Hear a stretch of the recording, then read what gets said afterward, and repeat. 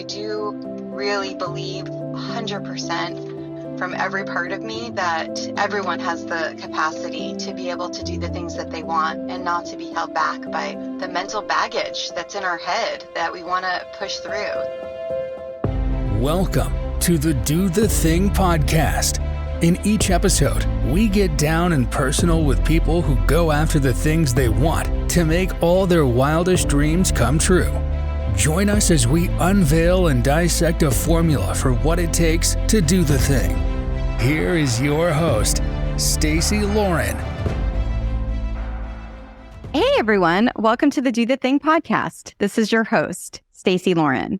So I am excited because I love getting a chance to talk to people that I've seen a lot through group settings and as an expert in different things, but when I haven't gotten a chance to really dive in one-on-one to really what makes their drive and tick and all about their story. And I met our next guest through a community that I joined recently called Podcasters Paradise. I really wanted to be around other podcasters that were doing the same thing as me because, as you guys know, I love my podcast and I've gotten so much out of it. And it's really cool to have that piece of the formula dialed in. Part of the M in I'm game is my people.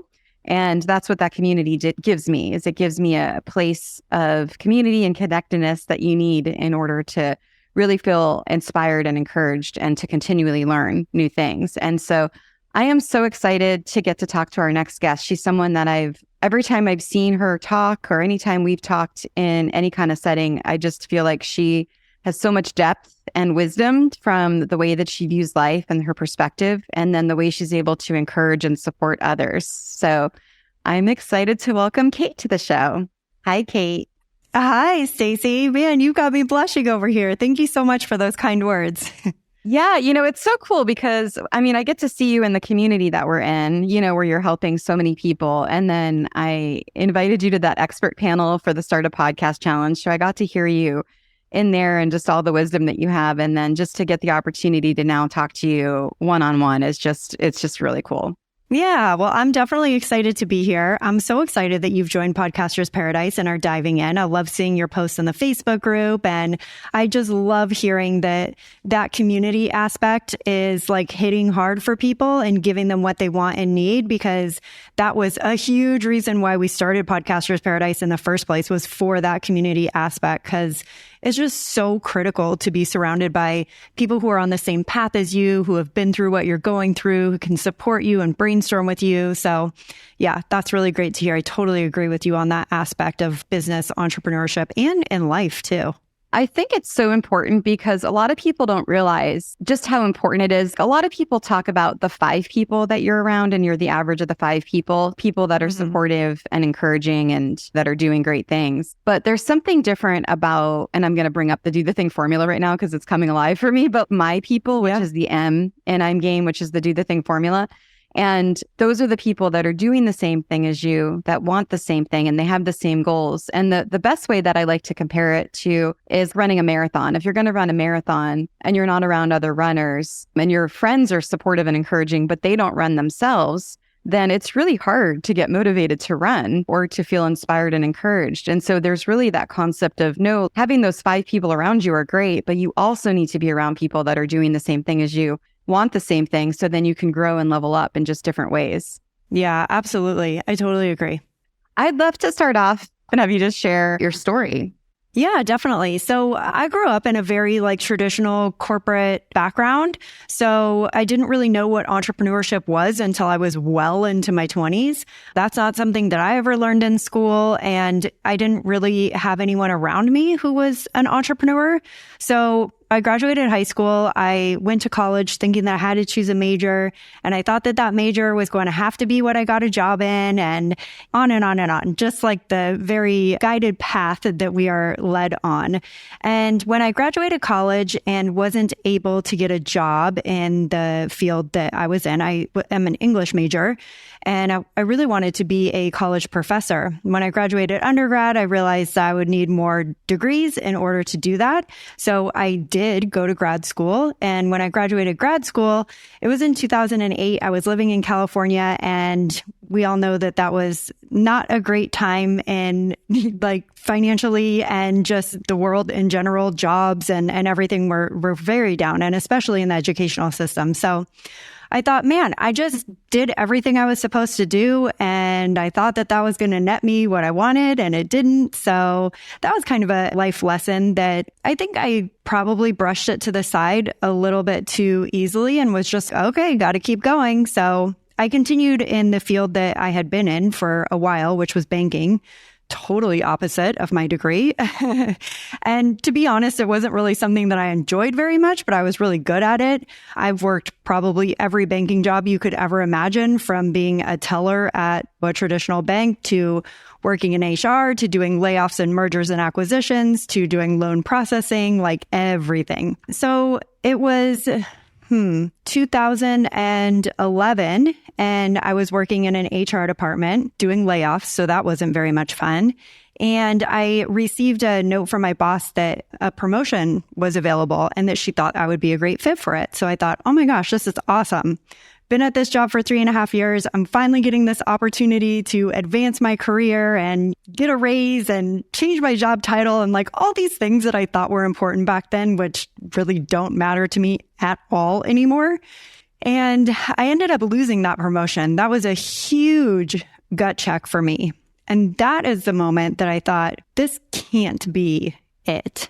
I know that this is what I'm supposed to be doing according to whatever guide I was looking to at the time. And I know that everybody else does this. I know nobody really likes their job. And so I guess that this is what I should be doing, but I hated it. I hated going into my job every day. I was not challenged, not excited, not inspired.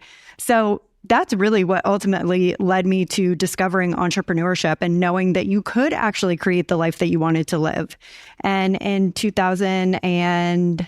it was that same year, in 2011, I finally quit my job and I dove into entrepreneurship. And 10 years later, I am still an entrepreneur. I love being an entrepreneur. And as my friend Michael O'Neill likes to say, I'm officially unemployable. I love that. So what got you into discovering entrepreneurship in the first place? It was really surrounding myself with other people who were doing it. And I kind of did that unintentionally because, again, like I said, I didn't really grow up around entrepreneurs. Probably the first exposure I had to it was my sister, who was working in a very traditional 9-to-5 corporate job as well. And she had her first baby.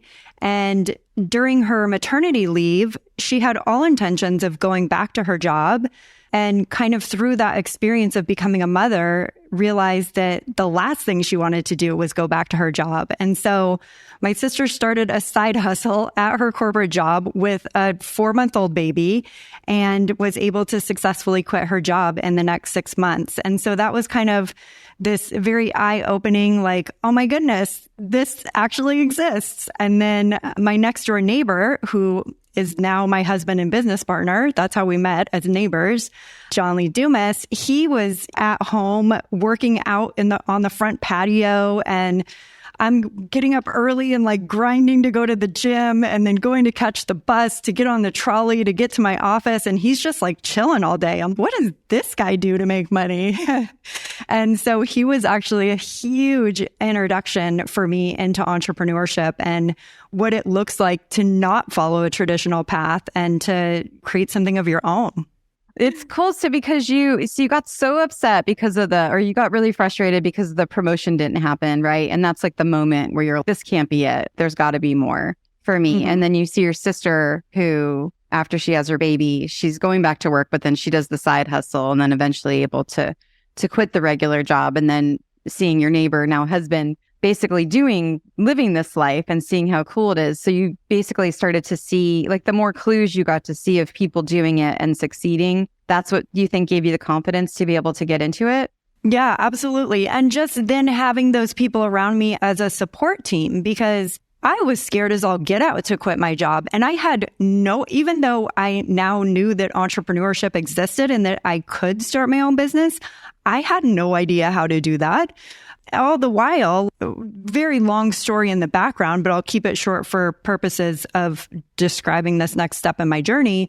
All the while, when I quit my job, I also moved cross country to Maine, which is where John is from. He had moved back there. And so I quit my job, left everything in San Diego where I was living at the time, moved to Maine. And so not only was I integrating myself, and I'd never been to the East Coast before. It was November, so that was a rude awakening.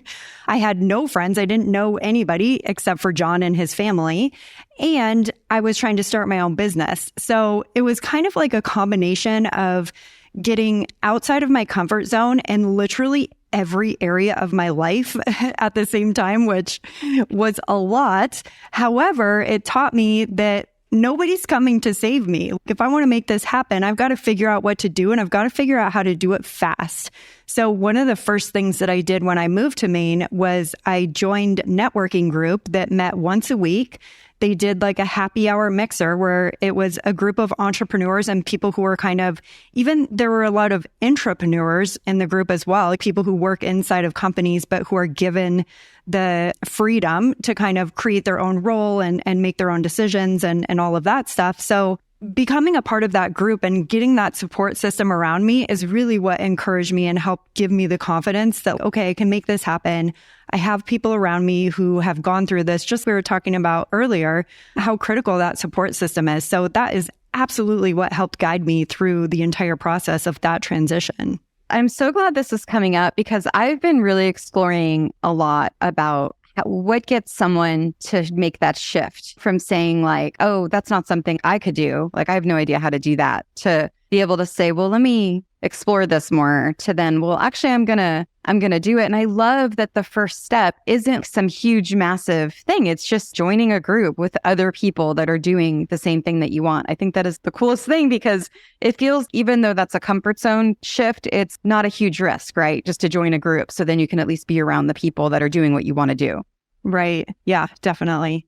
And before we move on, I'm just wondering, because this is coming up a lot. And actually, I just had an interview with, I don't know if you know Ryan, Daniel Moran. He's in the entrepreneur space. He teaches people to become millionaires. And I just had an interview with him and we were talking about, I was trying to really figure out is what gets someone from being in that mode of, oh, I don't think I can do it, to actually being able to make that actual shift. And I'm just wondering what else was there that really was able to get you to make the step. I think, again, seeing examples of people around me who were making it happen. So once I joined that networking group, not only did I have my sister as an example, not only did I have John as an example, but joining that networking group not only gave me the support, emotional and just mindset wise, but it also put me around people who then I got to hear their stories of, oh, this person wasn't born with any special superpower. They used to work in corporate too, and they quit their job to start their own business. And this person doesn't have a ton of money in their bank account, but they did X, Y, and Z to be able to save up funds so that they could do a side hustle or so they could quit their job so they could do this. So really seeing examples and kind of bringing it more down to earth, because at first entrepreneurship seemed this totally unattainable thing that was all these people making multi-million dollars a year. They hit it big with these massive companies, and that's what it was to me. And so just through learning more about it, through meeting actual people who are doing it, through researching and going online and starting to listen to podcasts to educate myself about that entrepreneurship isn't just one thing. It can be a lot of different things, and that a lot of people who are doing it, people that I was literally standing in the same room with, they didn't have this edge or this hand up or a golden ticket, or they didn't know any of these secrets. I just needed to start and do the work. I could make it happen. And I love what you said about once you got to see other people and they don't have any special superpowers, and you're then able to see, oh, like, why couldn't I do this now? I would love to know, what was your first thing that you did? It was a copywriting business. I was desperately trying to pull my English degree into my life because I love writing and I love editing and I love creating. And so I started a copywriting business. I called it Kate's Copy. And my goal was because John was always in my ear being like, you have to niche, you have to niche, you have to niche. And so I started out, we lived in Portland, Maine, which is a pretty, even though it's one of the biggest towns in Maine, it's still very small. And so I started out going to local businesses who did not already have an online presence. And I was trying to help them kind of bring their businesses online by creating a homepage and an about page and indexing them in Google and all this other stuff. That didn't work out so well. Turns out those businesses didn't really want to do that. Or if they did want to do it, I wasn't very good at selling it, which I can definitely attest to could have been a factor. Because again, I didn't know what I was doing. I remember so clearly having an opportunity to sit down and pitch one of the local Hilton hotels. They were looking for a complete copy refresh on their website. They wanted to redo all of their copy, how they described the hotel and all of that. And I remember sitting down with the girl who was a friend of mine from that networking mixer. That's how I met her and got that opportunity in the first place. And thank goodness she was my friend, because my pitching skills and being able to sit down and actually tell someone what I did was very difficult for me, very difficult, very uncomfortable. And that really taught me that, like, whoa, I got to put in the reps. Like, it's one thing to learn what entrepreneurship is all about and get to a place where you know what you want to offer or what you want to do, but then actually being able to communicate that to your avatar, to your ideal customer or consumer, like, those are all progressions, right? It doesn't all just happen at once when you have your idea. And so, yeah, that was a 6-month struggle for me. I tried for 6 months. I went all in. I did not get a single customer in those 6 months. And I actually ended up going back into corporate to make money. Yeah, I was going to ask that. How did you not give up? So you were able to then get a regular job again. And then did you start a side hustle at that point? Or like, what was kind of your next move? So I kind of still had, so I transitioned Kate's Copy because what I found through some of these networking and mixers that I was going to, that was kind of when ebooks were starting to be a big thing. And I love the details and editing. And so I started offering editing services. So I went and I got a job, but then on the side was just kind of freelancing, if you will, and offering ebook editing services. And that actually worked quite well because, again, it was something that was hot at the time. I was good at editing and I had other work that I could show to those potential customers. And it was very niche. So there was no question about whether I was the right person for you or not. If you were writing an ebook and you needed someone to edit it and upload it to Amazon and get it on Kindle, I could do that. So I did that for a while, but I quickly realized that while it was great for some extra cash on the side, it wasn't really something that I wanted to build a business around. I wasn't super passionate about other people's ebooks when it came down to it. So I stayed in that job for about a year, maybe a year and a half. And that actually coincided with John, my partner, starting his podcast and asking me to quit my job and join the Entrepreneurs on Fire team, which is what I do today. Amazing. I just love this because it's so easy to get discouraged and then to think you're not going to keep going, but somehow you were still able. It sounds like a lot of it came down to that group and being involved with the people that were still doing it and probably seeing others that weren't succeeding and having problems. And then you were able to kind of rise above. Do you think that's right? I mean, hands down, the people that I was surrounding myself with was so much of it. And through that group is where I met the first woman who I ever hired to mentor me. And that mentorship meant the world. I didn't have a lot of disposable funds at the time, so I didn't hire her one-on-one. I actually joined one of her group coaching programs because it was a lot more feasible for me monetarily. And through that group coaching that I was doing with her, I not only put myself in a room with her, I put myself in a room with 5 other people who were really serious about building their businesses. And that, again, my network just kept growing because of these places I was putting myself in, Was it easy? No. Was it comfortable? Definitely not. But I kept doing it because each time I met someone new, each time I heard a new story, each time I was able to go to an event and see someone speak or talk about how they built their business, I could feel myself getting one step closer. So I knew I had to continue doing that. When you're going outside of your comfort zone, what's kind of the thing that you either say to yourself, or how do you normally tackle that? I mean, I think having a why is so important. For me at the time, my why was that I didn't want to go back to a job.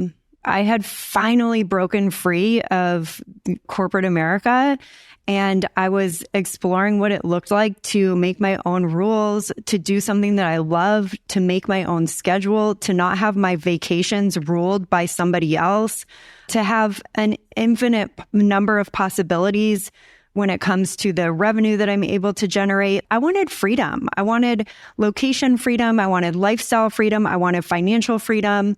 And every time I was put in a situation where I felt uncomfortable, it was, okay, do you want to feel uncomfortable walking into this mixer where you don't know anyone and you're kind of embarrassed because you don't know how to introduce yourself? Or do you want to go back and get a job? So it was pretty easy for me to be like, okay, I got to keep pushing my boundaries.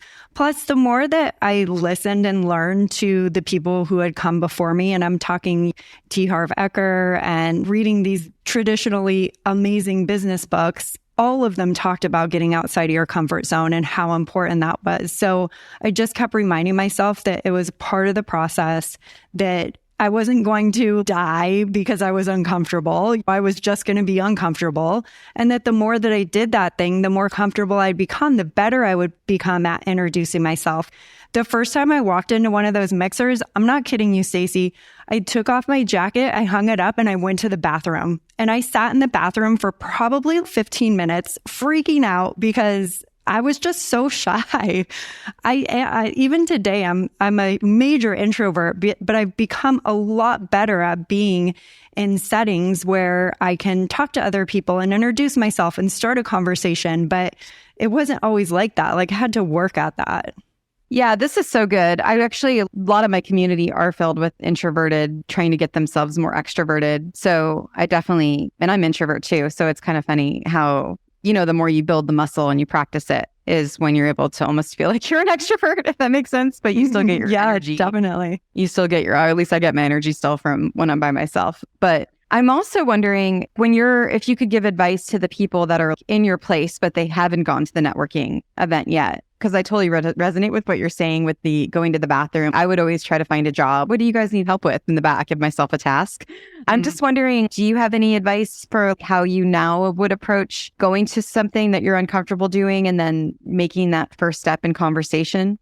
Yeah. If I think about maybe more recent things that I've felt uncomfortable about, or like I'm really doing something new, if you're able to invite a friend to go along, or if you can meet someone who's doing that same thing so that you kind of feel you're not alone, that can be really helpful. I also think that maybe reaching out to your existing community or network to see if anyone has done the thing that you're about to do and that they can maybe walk you through what it was for them. I think hearing other people's experiences is really helpful because it lets you know that you're not alone and maybe being scared or intimidated. And maybe they'll have some really great tips for you. Before you go, make sure that you're able to do a 30-second elevator pitch for people, or even hopping on if you don't have a friend or someone who's going to that thing. Maybe you could ask one of your friends to role play with you and say, can you just pretend that you're a person that I'm walking up to and we don't know each other? And can we just do a practice conversation? So I think there are lots of ways that you can reach out and ask for help from people who are in your world right now to help you prepare for some of those events or things that might seem really intimidating. We recommend that with podcasting all the time. If you're just getting started with your podcast and you've never done an interview before, ask a friend to do a test interview with you so that you can go through your questions and kind of get those nerves out a little bit so that the first time that you're actually interviewing someone for your podcast, it's not the first time that you've been on the microphone. We talked about, so I'm kind of, as you're talking, I'm sort of going through how you handle the do the thing formula. I don't even know if we've talked about it, but pretty much it's I'm game. It's an acronym. And the I is identify the why, which we've talked about. And then mindset. You've mentioned a few things with mindset, but I'd love to hear what your number one mindset tip is. Ooh, gosh, I'm so big into mindset. I have lots of mindset things that I kind of fall back on, if you will. I mean, one thing that's really helpful for me when it comes to just coming up against frustrations or seeming it's a roadblock or like, how am I going to get past this, or feeling down or angry or I'm not making progress, any of those things that we encounter, imposter syndrome, why me, I'm not good enough for this, or whatever it might be. I think perspective is really key. And being able to, one of my friends told me one time that the very first page in her journal, all she has written on that very first page is all of her accomplishments and her achievements.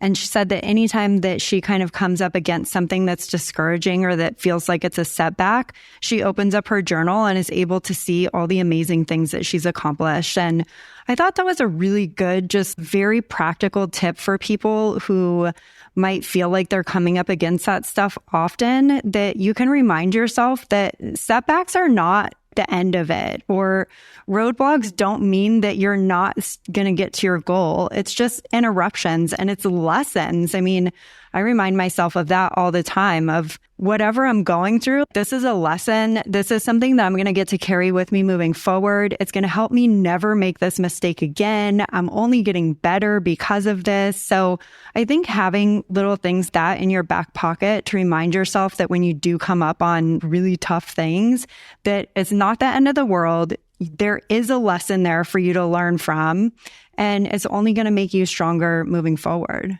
Yeah, you're making me think even it could be nice just to even record them. And then when you are struggling, you could listen to them too. Definitely. Yeah, this is really good. And then depending on which one you're in the mood for, because, sometimes you want to read, sometimes you just want to listen to something. Yeah. Or even better, just put it on Fiverr and have someone record it for you in a really cool voice. A really inspirational one with music in the back. Exactly. Okay, and then we did IM's identify the why, mindset, such good stuff. And then game. So the G in game is goals. We kind of touched on it a little because it sounds like you really go for that next thing in line of what you want to do. What is your typical way of handling goals? Is that the main thing, or do you have specific goals or just an overarching goal, or how do you approach goals? Yeah, I'm huge into goal setting. I actually just finished a 100-day goal challenge on my podcast, Kate's Take, where I posted episode a day for 100 days to encourage and inspire other people to set and accomplish their goal in 100 days. My goal was to finish the 100 days. But I'm a big fan of having goals, bigger overarching goals, and then being able to set sprints or, quick sprints, so that every 5 to 10 days, you're kind of checking in with yourself and you have a benchmark for where you should be at that point in time, and being able to look back and ask yourself what's working, what's not working. If it's not working, how can I fix it? And then what are my top 3 priorities today? So if you can do that every single day and continue checking in with yourself on your progress, there's absolutely no reason why you should not be able to accomplish any realistic goal that you set. So that's kind of the format that I follow. If I have smaller goals, then I'll just create smaller sprints for it. It doesn't have to be 100 days. I might have a goal of wanting to accomplish something by the end of this week, and I'll use the exact same format. It's a daily check-in always, with very specific goals for that day. What are the 3 tasks that I'm going to focus on today that are going to get me one step closer to my goal? And if I can knock those 3 things out, then I know I'm going to be on track to accomplishing it. And having those check-ins, if we're just working on a 7-day goal right now, I'm probably going to check in every other day and say, okay, based on where I want to be in 7 days, I'm on day 2. Are things looking good? Do I need to speed things up? Are there things that I didn't consider? How do I need to adjust to still be able to hit my goal in 7 days? That is so good. I'm excited. I want to listen to that for sure. I want to be able to, I think that's so, I mean, you met Adam at the expert panel for Startup Podcast. He did the 365-day challenge. I think doing anything like that, where you're doing it every day, I mean, 100 days, that's a long time to do an episode a day. I just feel like there's so much of that. Yeah, it was a stretch, but gosh, the like reaching that goal at the end, like having that achievement, I mean, there's nothing like it. Did you do anything to celebrate? Well, I finished on December 31st and we were on a cruise that day, actually. So my 9-day Caribbean cruise was sort of extended celebration. That's awesome. I was just thinking about that the other day. I was watching my dog. This may be TMI, but I was watching my dog go to the bathroom and she did the little, like, you know, the happy dance dogs do after they go. Yeah. Why don't we do that when we do something amazing? We should do our own like celebration. Totally. I'm such a fan of celebrating your wins. And then, so now we're on to the A in game, which is accountability. And I'm imagining you have a lot of different ways of accountability. I'm just curious what's been your kind of your favorite one, or if you have a couple different ones that you want to mention. Yeah, I would say being a part of masterminds has probably been my favorite type of accountability. I was in a mastermind here in Puerto Rico for 2+ years with 6 other females who are thankfully in my community. I mean, we live in an awesome community filled with entrepreneurs, and it was really awesome to not only be around other female entrepreneurs, but have them be close enough that we were meeting up in person every week. And each time it was saying what we were focused on at that time. And then that next week, we were held accountable to reporting back on how it was going. And I think that that's the strongest form of accountability, but you don't have to be in a mastermind to make that happen. You don't have to be meeting up in person to make that happen.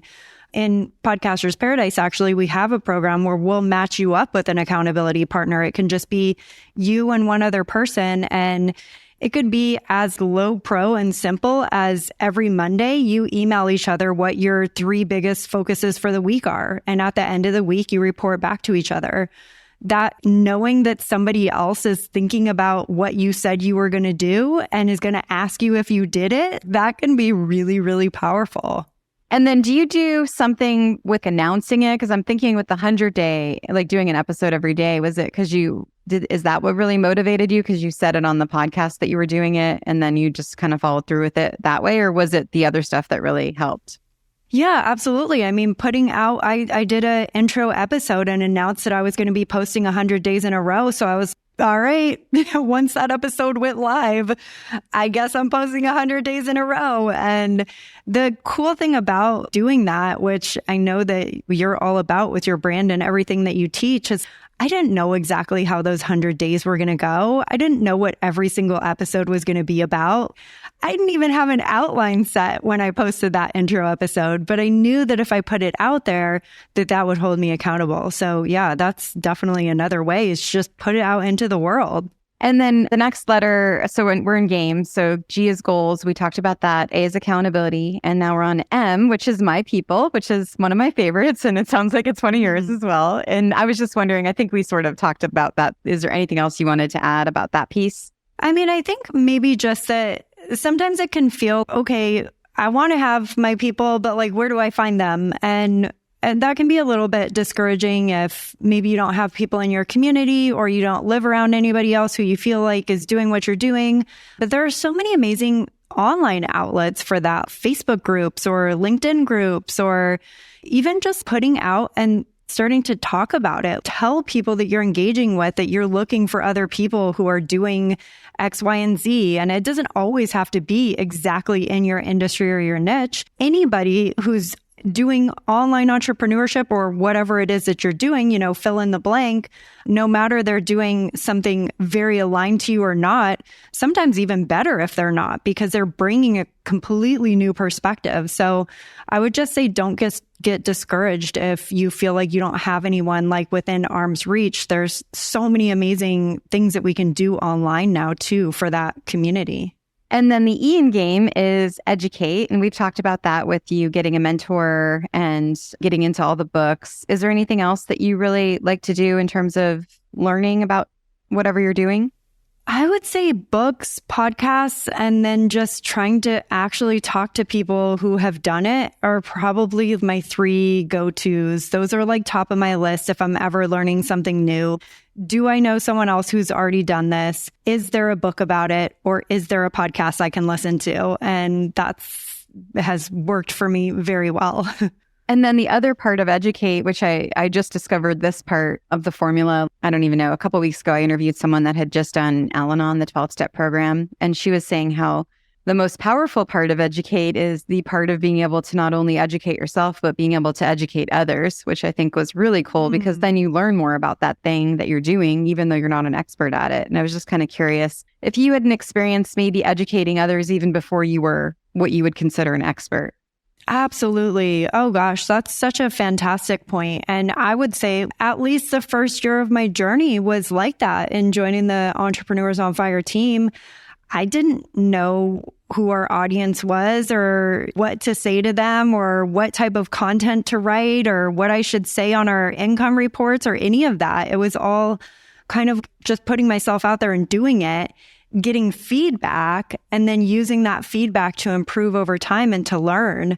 I think that there's kind of this maybe expectation that once you start doing something, you automatically have to be like an expert at it. And it doesn't work that way. You're constantly going to be learning and improving, and it doesn't have to be absolutely perfect for it to go out into the world. That's how you're going to get feedback and learn. And again, probably my first year working with John was that where I remember signing up for email alerts so that every time someone opted into our newsletter list, I would get an email notification. And I would take that email notification, copy the email address of the person that just signed up for our email list, send them a personal email from me saying, "Welcome to Fire Nation. We're so excited that you're listening to the podcast and that you signed up for the newsletter. What's the number one thing that you're struggling with right now? Or what questions do you have that we can help answer?" And doing that, I did that for probably 6 months. Every single day, I was just doing individual outreach to people and asking them these questions. And I learned so much from that. That's what started to fuel my inspiration for what types of blog posts to write and what type of content to create and how to post on social media and what to post on social media. So I think that the interaction between the two, kind of tipping the scale of how much you're learning and then how much you're putting out there, I think both of them can play together very well. So good. I love that. And I think that's such a great question too, to find out what people are struggling with. So then you really know how you can contribute to what they're needing. Right. Absolutely. And I'd love to hear about your thoughts on or advice on, because we had you on the Do the Thing, Start a Podcast Challenge expert panel, and you were such an amazing contributor to that. And it's funny, I don't even think I realized it until this conversation that I think you're the one that gave me the idea to do the Do the Thing, Find Your Voice Challenge. Because you mentioned, you mentioned something about finding your voice through your podcast on that panel, and didn't actually connect to right now that I think I got that from you, is that I was really excited about doing that challenge for people, but I realized so many people were getting in their head because a lot of people created these beta podcasts before the challenge actually started, so I could see what kind of issues they might have before the challenge officially started. And I noticed people were too much in their head. And then also there was a bunch of people that weren't ready to join just because it was too far outside of their comfort zone. So I had decided, okay, find your voice. That's a much better way to start. It's much easier. It's so pretty much they're just going to be doing not even podcast relating. They're just going to be basically speaking into their phone on their voice notes about different prompts that I'm going to be giving them, from even venting, do a venting voice note, let your inner Karen out, or like there's one like that, or like, what's your ideal day? Just kind of speaking to different dares. And then the challenge will be a vehicle for them to also interview people if they want to take up those bonus dares. So I'd love to just hear your thoughts, because I think when you mentioned your podcast being the way you found your voice, that is now connecting together, that I think that came from you. But I'd just love to hear your thoughts just in general about all of this, and maybe even speak again about how the podcast really helped that, or what part of it, and then what part I can even take with this Find Your Voice challenge to help people find their voice, really. Yeah, I think it's such an important thing for people to recognize and acknowledge. And that's something that I wasn't doing. Like, I wasn't even acknowledging that I wasn't using my voice because I didn't realize that I wasn't. And it all went back to being afraid that I'd say the wrong thing, not wanting to feel embarrassed if somebody didn't agree with me, not wanting to offend people. And all of those are like very real fears, right? But the thing is, if you don't use your voice as a result of all of that, then you're walking through life invisible. You're not speaking up for yourself. You're not saying what you want. You're not putting it out into the world. You're not inspiring other people and motivating other people. And I think that when we become aware of how much these fears are holding us back and using one of our most powerful assets, our voice, that hopefully other people realize that was such a gut punch for me. I was so ashamed when I realized that I wasn't using my voice. And that came through a transformational training that I did, kind of uncovered that for me. And once I uncovered that, it was kind of, okay, this is something that clearly makes me really uncomfortable. And I've got to figure out how to overcome that really fast. So when I joined John on Entrepreneurs on Fire, a lot of what I was doing was putting my voice out there. I mean, I was doing it through blog posts and emails and stuff like that. So I could kind of hide behind the screen a little bit. But those were important baby steps for me to start doing that, because it was little by little that I started putting stuff out there that I actually got great feedback. And people would say, thank you so much for this email. This was exactly what I needed to hear today. Or thank you for that blog post. It was so informative and educational, and it got me to be able to do what I needed to do. And those small steps started building that confidence for me to the point where I thought, okay, what's the next iteration of this? And it was actually putting my voice out there. So when I started doing the podcast, I didn't know what I was going to podcast about. So I actually started an audio blog. And what I would do is I would write a blog post and then I would speak that blog post. And that was my episode. So I was repurposing content in a really powerful way. I was overcoming one of my biggest fears. And when I started the podcast and started using my voice and started getting that feedback and started helping people and inspiring them, it just made me realize how much I had been missing out on by not stepping forward like that. And it has resulted in so many incredible things for me, not only from like a personal standpoint with confidence, as I mentioned before, but I've gotten speaking engagements on stage because of it. I've been featured in magazines because of it.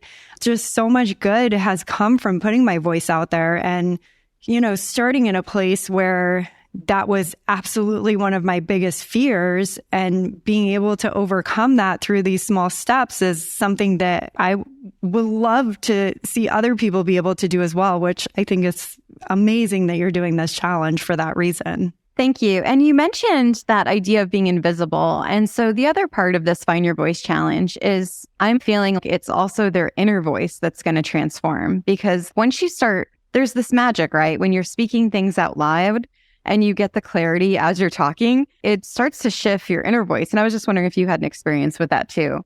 Yeah, absolutely. I mean, I think that all goes along with the awareness of it too. It's until you start to be able to call yourself out on negative self-talk or putting yourself down or saying that you can't do something, until you recognize that you're doing that and admitting it, you can't do anything about it. And that goes for your vocal voice that's going out into the world literally. And I think maybe first and foremost, what you're talking about, your inner voice, because if you can't get that together, then the outer part of it's going to be very, very difficult. So yeah, I totally agree with you. Well, I'd love to hear your number one piece of advice for the listeners on doing the thing. Oh, okay. This is one of the biggest pieces of advice that I turn to very often from my dad. And he always told me to trust my gut. So that's my biggest and best piece of advice that I could give, because there have been so many times in my life in the past and present, and I know in the future too, when I'm going to be faced with a decision or wanting to do something and I'm going to wonder if I'm making the right decision or not. And I always go back to that advice, trust your gut, because if you trust your gut, the worst that can happen is that you learn a really great lesson, and that's really not that bad. Do you have a certain thing you do when you're trusting your gut? Is there something you'll ask yourself or a way that you know that it's coming from you and not from outside of you? I think that I'm at heart a researcher, and I want to investigate and know all sides of everything. And I think when I dive into something and I do that, when I really look into what's the worst that can happen, what's scenario A that can happen, what would I do if this happened? And if I make a list of pros and cons, where does it stack up? After I've done all of that, I kind of feel like I've checked the due diligence box. And then it's really just about all of that information at hand. What am I feeling? And that's kind of the point where I can say, okay, I have considered different scenarios. I've done research on it. I've done pros and cons. Now it's really just about knowing all of that. How do I really feel about how I want to move forward? If someone hasn't been having a practice of trusting their gut, it could be good to just start with some small things that have no risk involved. And then you get to start to feel what that feels like. Yeah, definitely. And I think also reminding ourselves that a lot of these things, we're already doing them in our everyday lives. We have to make the hundreds of decisions, if not more, every single day about the food that we eat, about whether or not we exercise, about whether or not we run the errands that we said we were going to run, about whether we finish the tasks that we have on our task list. All of these are decisions that we're making throughout the day, every single day. So you could just start holding yourself accountable to doing these gut checks by saying, should I do this or not do it? And what is your gut telling you? So yeah, I think that we really are already doing this. We just need to start recognizing that. So good. Well, please share with the listeners where they can learn more about you. Definitely. Everything that we do is over at eofire.com. And what about, because you have 2 podcasts, right? Yes, I do. I'm the host of Kate's Take, which is a solo podcast. And then I also co-host a podcast with my girlfriend, Nicole, called Nicole and Kate Can Relate, where we get on the mic once a week and we have a candid conversation about a topic that we think our listeners can relate to. That's so great. I've actually listened to Kate's Take before, and it's really good, but I didn't even know about your other one until we talked right before we came on. So I'm really excited to check that out. Oh, awesome. Yeah. Our most recent episode that dropped is about the books that we're reading right now. So we did kind of a little book review. I just think it's so fun because anyone can do that, right? With their friend or, right. People don't realize how easy it is just to once you get started. And then it becomes just a much more deeper connection point with someone that you already know, but you're getting to know them in a different way. Yeah, absolutely. We've had so much fun doing it. Well, thank you so much for coming on. I really appreciate it. This was amazing. And I'm really excited to listen back and take all these notes that I want to write. Oh, awesome. Thank you, Stacey. It was really great hanging out with you and getting to chat. I hope your listeners have enjoyed it. Thanks for listening to the Do the Thing podcast. We hope you enjoyed the show, but even more, we hope you'll be inspired to do the thing. Do you have a burning question on doing the thing that you'd like answered? How about an inspiring do the thing story of your own that you'd like to share? We'd love to hear all about it. Just leave us a voice message at dothething.callcast.co or email us at hello@dothethingpodcast.com.